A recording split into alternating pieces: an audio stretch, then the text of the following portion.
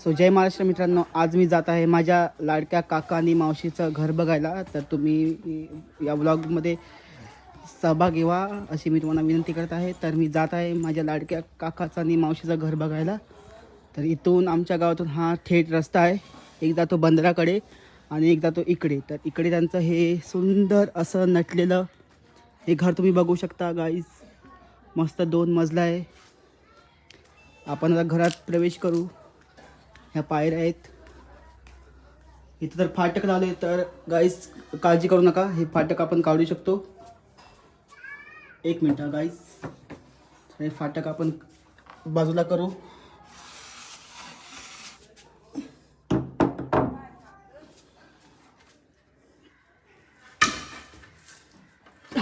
खूपच जड आहे गाईज, काय करावं गाईज, पोटापाण्यासाठी करावं लागतं गाईज. तर अशा रीतीने आपण फाटक उघडून आतमध्ये प्रवेश केलेला आहे फायनली.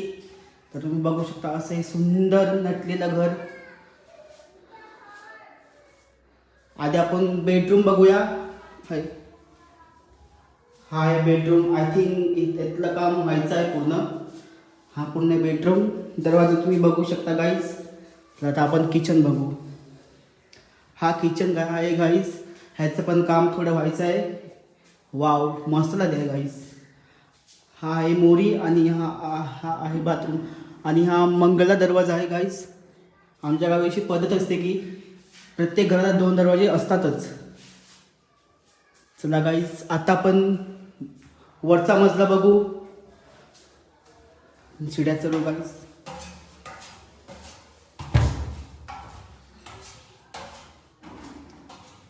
Wow, nice, beautiful. हा बघा वरचा मजला हे बघू शकता गाईज.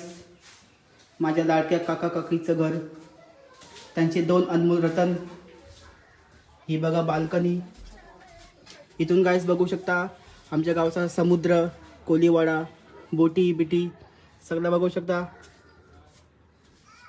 चला परत जाऊया खाली आपण गाईज.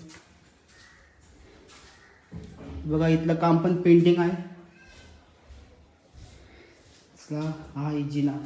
तास जिन्याने पण खाली जाऊया.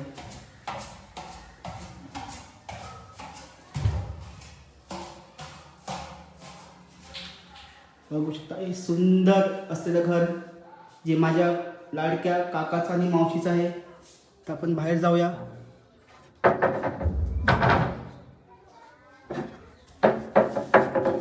फाटक बंद करू.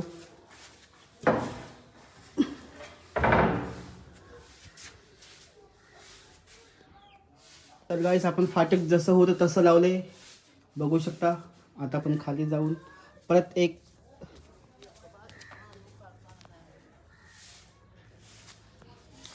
बघू शकता. परत आपण घराच्या बाहेर आलो. जर तुम्हाला ब्लॉग आवडला असेल तर लाईक करा आणि सबस्क्राईब करायला विसरू नका. जय महाराष्ट्र गाईस आणि प्रजासत्ताक दिनाच्या हार्दिक शुभेच्छा.